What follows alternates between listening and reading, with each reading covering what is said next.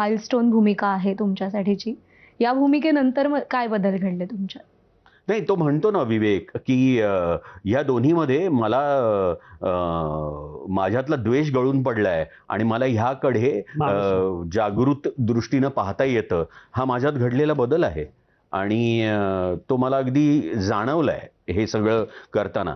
आज आपल्याकडे इतकी सगळी म्हणजे तुमचे पाहणारे प्रेक्षक सुद्धा आरक्षणाच्या मुद्द्यातनं कुठलं कुटुंब गेलं नाहीये.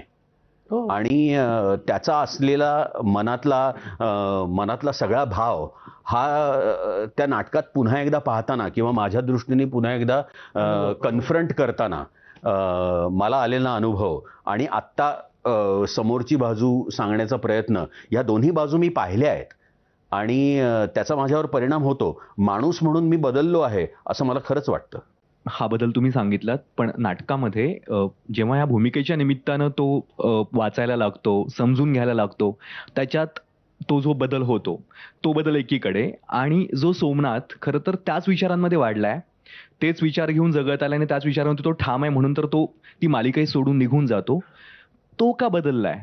तो का अगतिक झालाय? त्याचं याचं एक महत्वाचं कारण मी हे मनोरंजन क्षेत्रामध्ये एवढी वर्ष काम केल्यानंतर सांगू शकतो की रायटर ही जी कम्युनिटी आहे ना, यांना ते कुठनं आलेत, काय करतायत, त्यांची बॅकग्राऊंड काय, सगळ्यात पहिलं वल्नरेबिलिटी ना त्यांना केलं जातं. म्हणजे अशी सिच्युएशन क्रिएट केली जाते की रायटरला एक त्याला आयदर मोठेपणा द्यायचा किंवा त्याला गिल्ट द्यायचा. या दोन गोष्टींवर त्या रायटरला ते ऑपरेट केलं जातं आणि मग ते असं असतं की अरे तुझ्यावर 100 लोकांचं घर आज अवलंबून आहे. म्हणजे ही एक ऍडजस्टमेंट जर तू केलीस तर एवढ्या सगळ्या लोकांचं आज भवितव्य वाचेल. तर हा उदात्तपणा तुलाच घेतला पाहिजे. मग तो काय म्हणतो की ठीक आहे, चला मी 2 मिनिटं माझं सगळं तत्व बाजूला ठेवतो. जर माझ्यामुळे 100 घरातल्या चुली पेटणार असतील तर मी जाऊन हे एकदा बोलतो.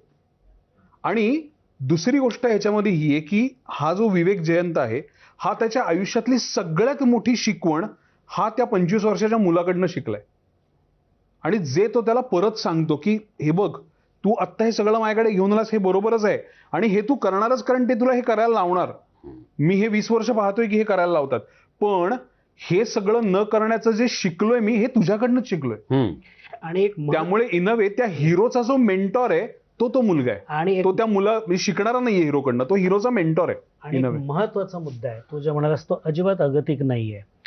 तो जे म्हणतो नाटकामध्ये की आत्ता खरं तर सगळा शेवटचा धर्मांतराचा वगैरे आहे प्रसंग. आधी त्याला महाडच्या सगळ्या पैशातले काही गोष्टी टाळायला सांगितलेल्या आहेत आणि आत्ता जर हे चालू नाही राहिलं, असं अचानक बंद झालं तर माझा विचार पुढे जाणार नाही. त्याच्यामुळे तो अगतिक किंवा तो